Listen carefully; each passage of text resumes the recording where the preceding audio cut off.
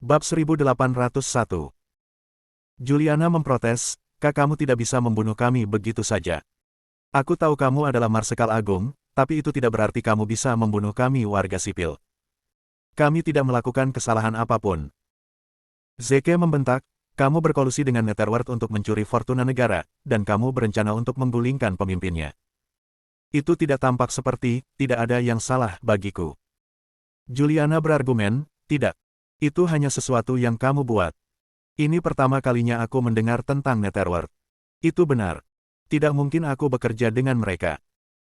Zeke mencibir, "Apakah kamu benar-benar berpikir aku tidak bisa melihat melalui kamu? Kalian semua berbau energi negatif.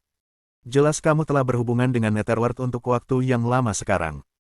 Juliana melihat dirinya sendiri. Energi negatif apa? Itu hanya omong kosong. Aku sangat normal.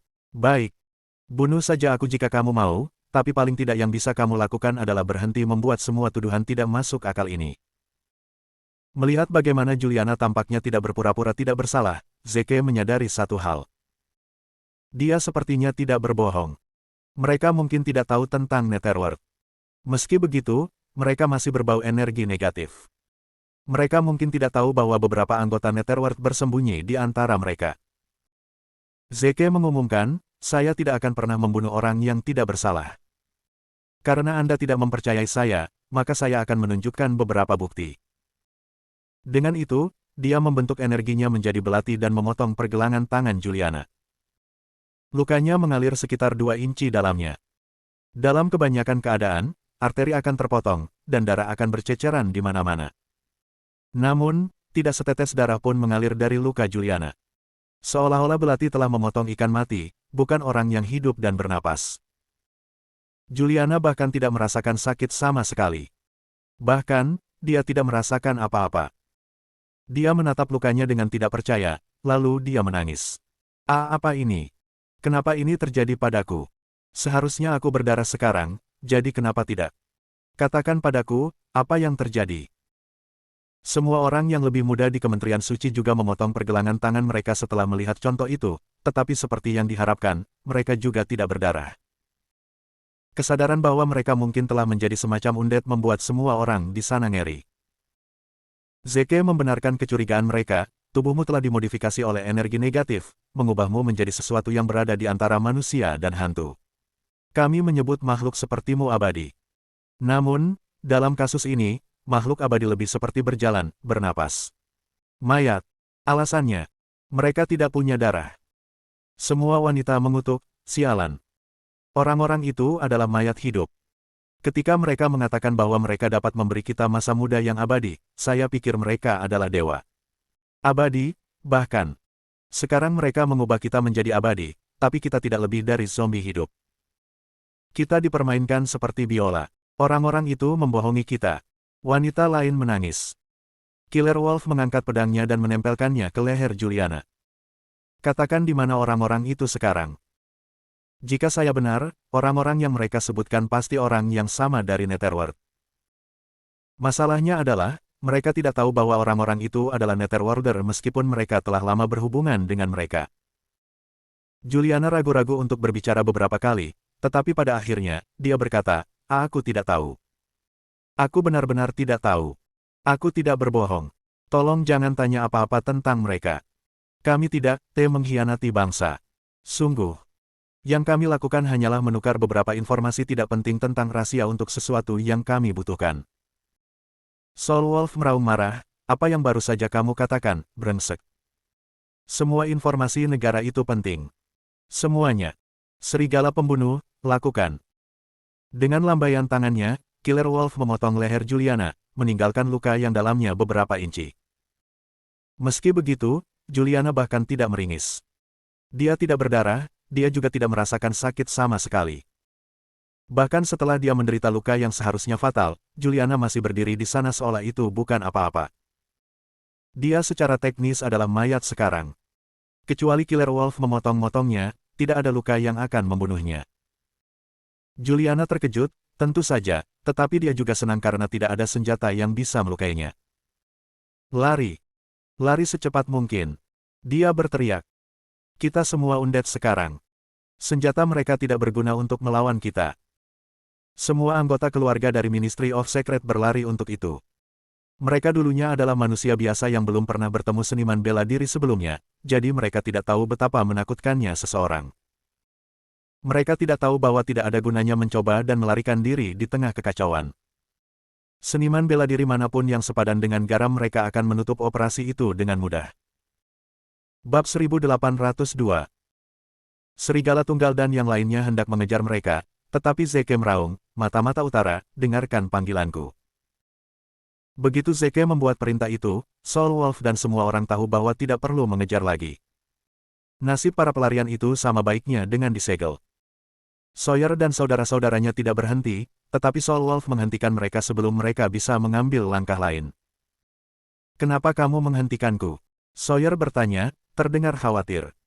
"Jika kita membiarkan mereka memulai, beberapa dari mereka mungkin lolos dari genggaman kita. Ada lebih dari 100 dari mereka. Tidak akan mudah untuk mendapatkan semuanya." Soul Wolf menjawab, "Zeke sudah memberikan perintahnya. Mata-mata akan menangkapnya untuk kita." Sawyer terkesiap. "Ada lebih banyak mata-mata di sini. Tetapi bahkan jika itu masalahnya, kita masih kalah jumlah. Tidak mungkin kita bisa mendapatkan mereka semua dengan mudah hanya dengan beberapa dari kita. Kita harus benar-benar mengejar mereka sekarang, Pak. Mereka akan lolos pada tingkat ini." Soul Wolf membalas, "Apa yang membuatmu berpikir bahwa hanya ada beberapa mata-mata di sini?" Sawyer menatapnya dengan bingung. "Apa yang ingin Anda katakan, Pak? Saya khawatir saya tidak mengerti." Soul Wolf memberinya senyum samar. "Kamu akan lihat sebentar lagi." Pada saat yang sama, mata-mata yang tak terhitung jumlahnya melapor untuk bertugas saat Zeke memerintahkan mereka. "Melapor untuk tugas, Pak. Melapor untuk tugas, Pak." Suara-suara itu datang dari setiap sudut dalam pelayanan. Ada sekitar 1.000 penjaga di sana, memberi atau menerima beberapa. Sekitar sepertiga dari mereka menonjol setelah Zeke memerintahkan mereka. Tak satu pun dari mata-mata yang saling mengenal, karena mereka tidak pernah memiliki alat komunikasi. Tidak ada yang tahu siapa mata-mata, dan akibatnya, kebanyakan dari mereka terkejut dengan banyaknya mata-mata di antara mereka. Banyak dari mereka mengira mereka adalah satu-satunya mata-mata di sekitar. Nelson dan Ethan memiliki persaingan yang lama, dan seluruh kementerian mengetahuinya.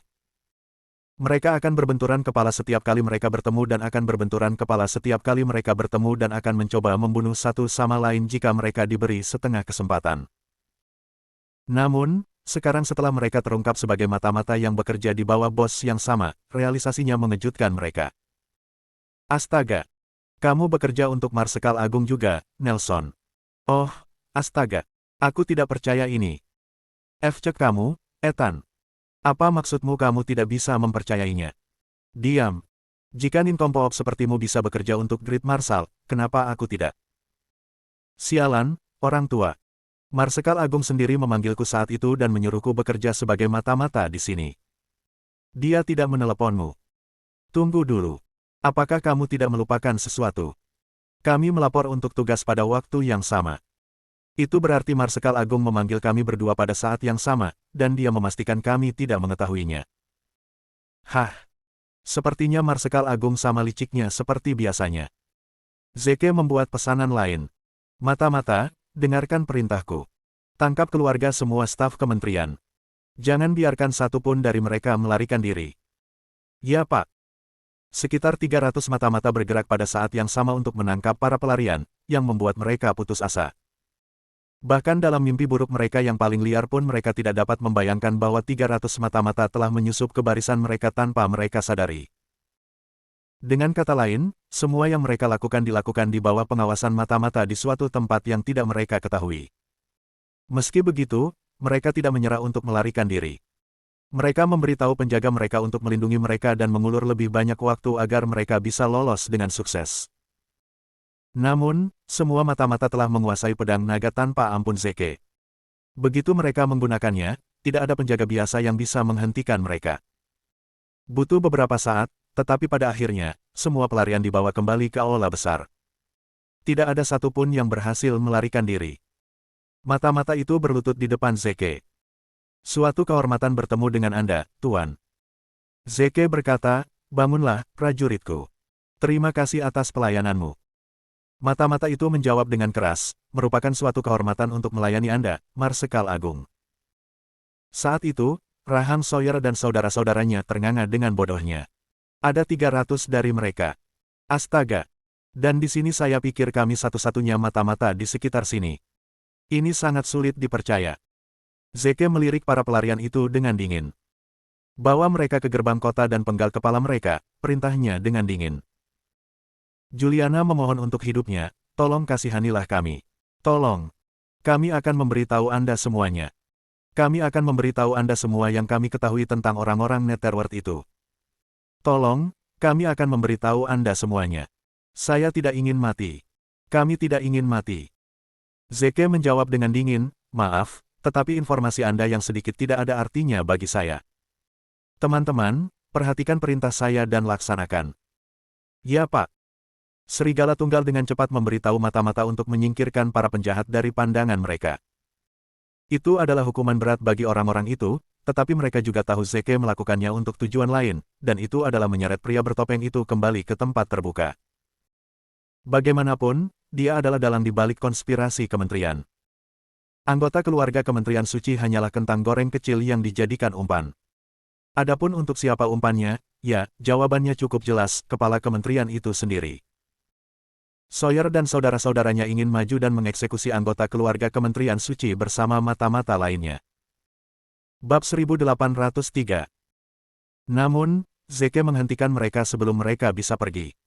Apa yang akan kalian lakukan mulai sekarang? Apakah Anda akan terus melayani saya, atau akankah Anda kembali menjalani kehidupan sebagai warga sipil? Anda dapat hidup damai, bahkan mungkin menikah dan memiliki anak sendiri. Sawyer dan saudara-saudaranya menjawab dengan tekad, kami akan melayani Anda, Tuan. Kami dengan senang hati akan tetap menjadi mata-mata Anda. Zeke tersenyum. Bagus sekali. Namun, tidak mungkin bagi kalian untuk menjadi mata-mata lagi sekarang setelah kalian semua terungkap. Mulai sekarang, kalian akan melayani Divisi Utara. Setelah masalah dengan kementerian ditangani, kalian dan yang lainnya mata-mata akan kembali ke garis depan dan melawan musuh secara langsung. Sawyer dan yang lainnya senang bahwa mereka akhirnya bisa bekerja sebagai tentara penuh. Ya Pak, mereka menjawab. Bergabung dengan jajaran Divisi Utara adalah impian terbesar mereka selama ini. Sekarang akhirnya terpenuhi, wajar jika mereka akan berdengung dengan kegembiraan. Zeke memberi perintah lain. Katakan pada mata-mata untuk menggeledah setiap sudut dan setiap inci kementerian. Jangan tinggalkan kebutuhan bisnis yang terlewat. Jika mereka menemukan seseorang atau sesuatu yang mencurigakan, suruh mereka datang kepadaku. Ya Pak. Ares dan yang lainnya juga ikut mencari, sementara Zeke membawa keluarganya ke taman bermain di halaman belakang kementerian. Itu adalah tempat yang besar dan memiliki fasilitas yang cukup untuk menyaingi taman hiburan kecil. Berkat itu, Misi bersenang-senang dengan keluarganya di sana. Zeke tersenyum hangat, tapi kenyataannya, dia mulai khawatir. Saya ingin tahu apakah kepala kementerian akan benar-benar keluar setelah saya mengeksekusi keluarganya. Tapi ada masalah yang lebih besar di sini. Dia seorang Buddhis, tapi tetap saja, dia berkolusi dengan dunia bawah. Apakah ini tindakan pribadinya, atau apakah anjing-anjing top dalam agama menyuruhnya melakukannya? Jika yang terakhir ini benar, itu akan menjadi masalah besar bagi kita semua. Buddhisme telah ada di Asia selama ribuan tahun sekarang. Mereka memiliki banyak orang percaya dan seniman bela diri yang kuat yang bekerja untuk mereka. Jika rumor itu benar, mereka bahkan memiliki beberapa pejuang kuno yang tinggal di gunung suci mereka.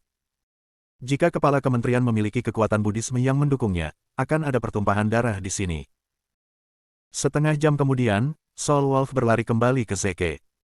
Dia memiliki sesuatu untuk dikatakan, tetapi ketika dia melihat bahwa Zeke menghabiskan waktu berkualitas dengan keluarganya, dia ragu-ragu. Seharusnya aku tidak mengganggunya sekarang. Bagaimanapun, kebahagiaan bos saya lebih penting daripada apa yang harus saya katakan. Dengan pemikiran itu, dia meninggalkan Zeke kepada keluarganya.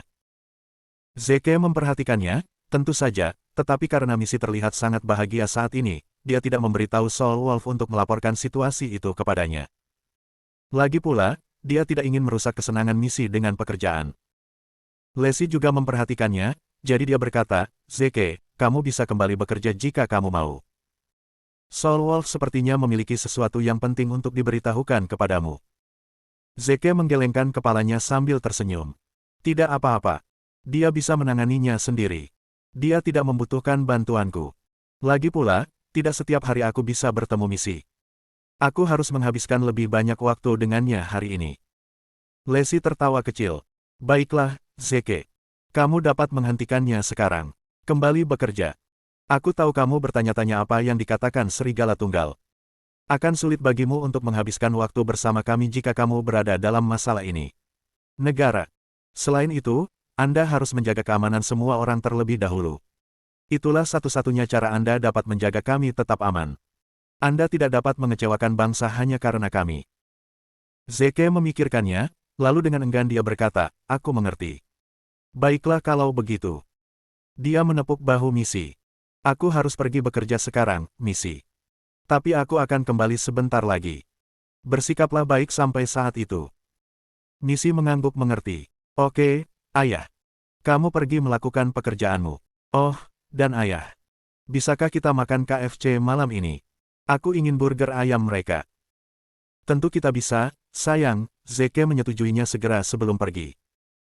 Tidak butuh waktu lama baginya untuk menemukan Soul Wolf, dan saat dia melakukannya, Serigala Tunggal mendatanginya. Zeke, kau bisa tinggal bersama misi jika kau mau. Tidak ada yang penting, aku bersumpah, dia berbohong. Kau bisa menangani ini besok. Atau aku bisa menanganinya sendiri jika kau mau. Lagi pula, tidak setiap hari mereka bisa menghabiskan waktu berkualitas denganmu. Kau harus kembali ke mereka, Zeke. Zeke melambai padanya. Tidak apa-apa, Soul Wolf. Bagaimana situasinya? Ceritakan semuanya. Soul Wolf mengeluarkan lencana naga perunggu dengan hati-hati dari sakunya dan menyerahkannya kepada Zeke. Zeke, kami menemukan seseorang di ruang bawah tanah tersembunyi. Lencana yang kamu lihat di sini adalah miliknya.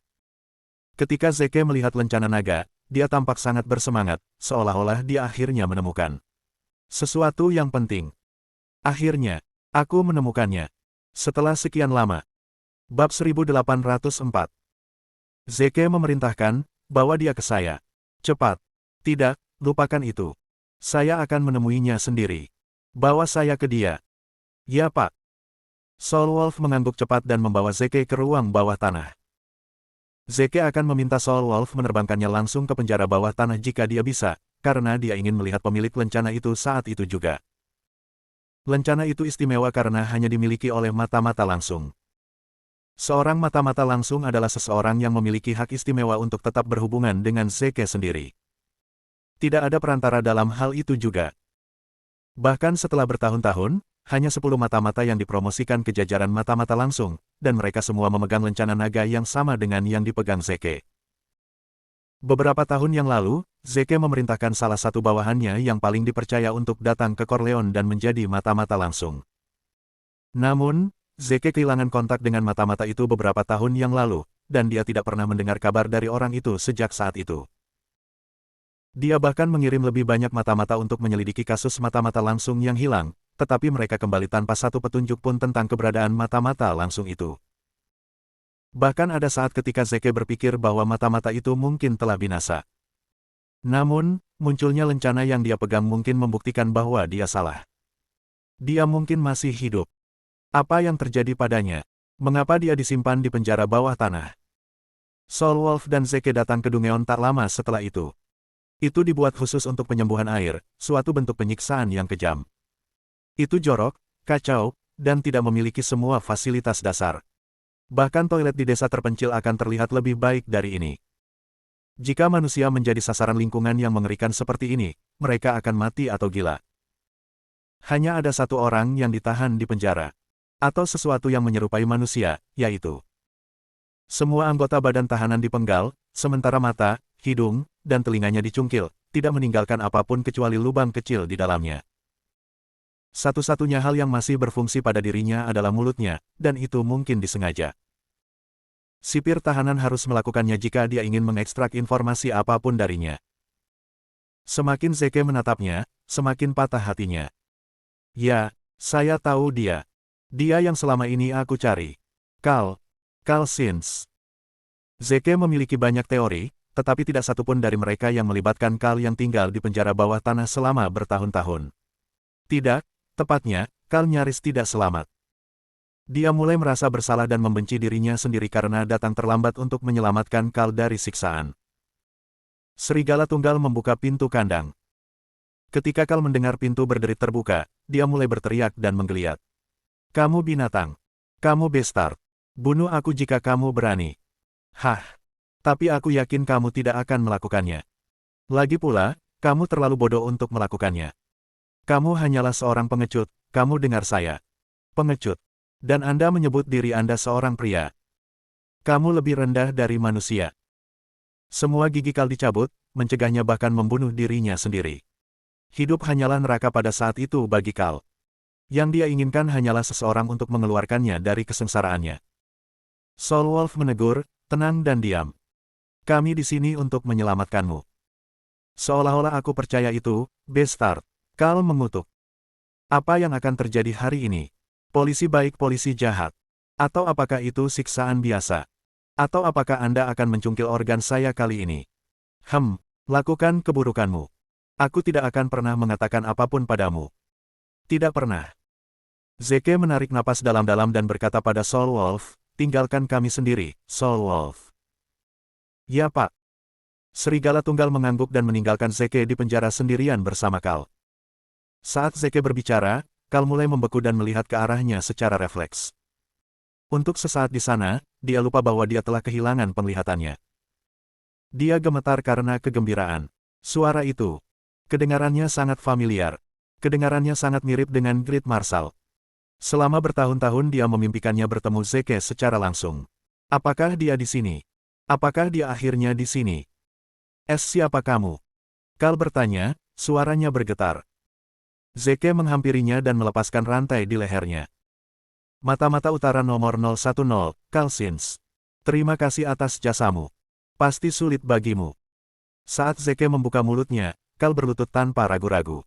Itu dia. Ini benar-benar dia. Setelah bertahun-tahun, secercah harapan akhirnya datang menemuinya. Itu adalah bukti bahwa semua pengorbanannya selama bertahun-tahun tidak sia-sia. Namun, karena semua anggota tubuhnya dipotong, dia tidak bisa berlutut. Yang bisa dia lakukan hanyalah bersujud di hadapan Zeke. Dia kejang karena kegembiraan belaka yang mengalir di sekujur tubuhnya. Aku, Kal Sins, mata-mata utara nomor 010, menyapamu, Great Marshal. Suaranya juga pecah. Saya minta maaf karena terlambat. Anda akan terhindar dari siksaan yang tidak manusiawi ini jika tidak. Ini semua salah saya. Kal cepat-cepat berkata, tidak, Pak. Anda tidak perlu menyalahkan diri sendiri. Semua salahku. Musuh hanya menangkap saya karena ketidakmampuan saya. Zeke berkata, kamu seharusnya tidak berbicara sekarang. Aku akan meminta seseorang untuk menyembuhkanmu sekarang. Tidak Pak. Kal dengan cepat menggelengkan kepalanya. Tidak untuk saat ini. Saya telah menghabiskan bertahun-tahun di tempat ini, dan untungnya, saya menemukan bukti seseorang yang mencoba memberontak melawan kepemimpinan. Bab 1805. Kal berkata, saya akan memberitahu Anda nama-namanya sekarang. Anda harus membasmi mereka sesegera mungkin, Tuan. Mereka memiliki orang-orang di seluruh negeri yang menunggu. Jika mereka semua menjalankan rencana mereka, negara akan dilanda bencana besar setidaknya. Skenario terburuk.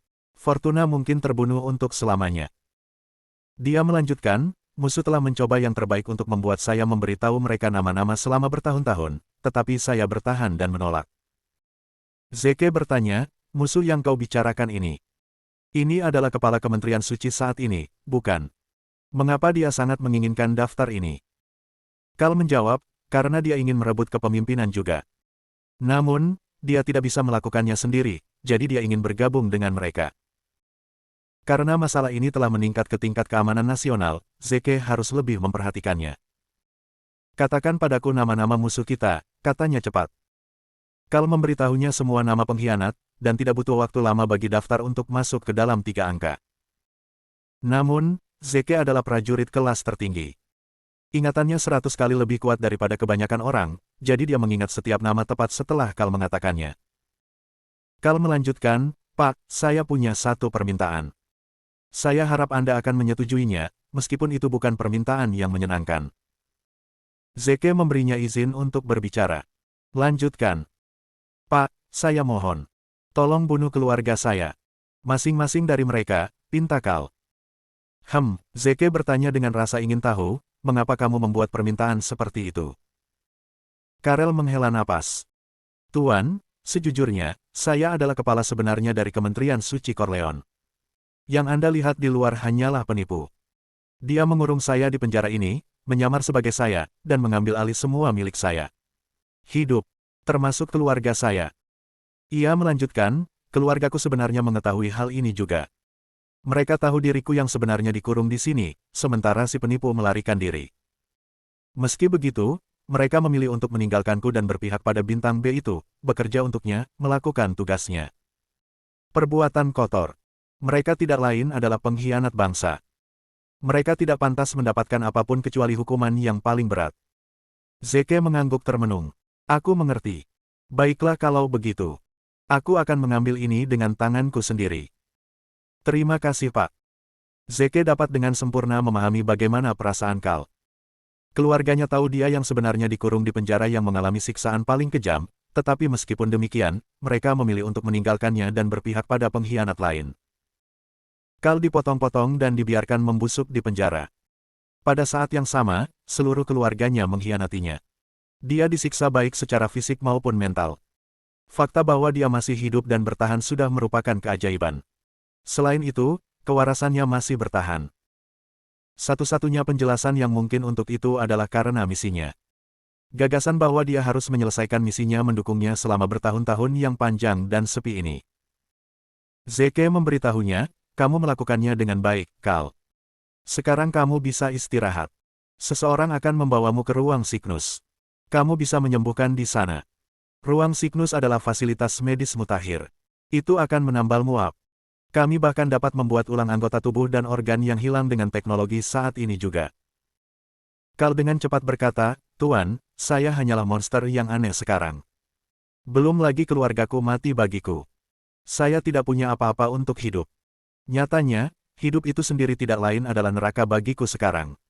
Pak, tolong keluarkan saya dari kesengsaraan saya.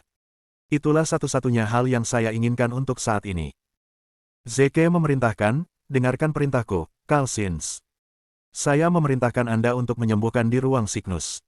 Bekerja sama dengan staf dan ditambal. Bangsa ini masih membutuhkan layanan Anda. Ini adalah perintah, apakah kamu mendengarku? Tentara memegang perintah mereka dengan sangat hormat, terutama tentara di utara. Tentu saja, itu termasuk Kal. Karena Zeke telah memberikan perintahnya, Kal tidak punya pilihan selain mengikutinya. Zeke kemudian memanggil serigala tunggal kembali ke penjara. Soul Wolf, beritahu seseorang untuk membawanya ke ruang Cygnus.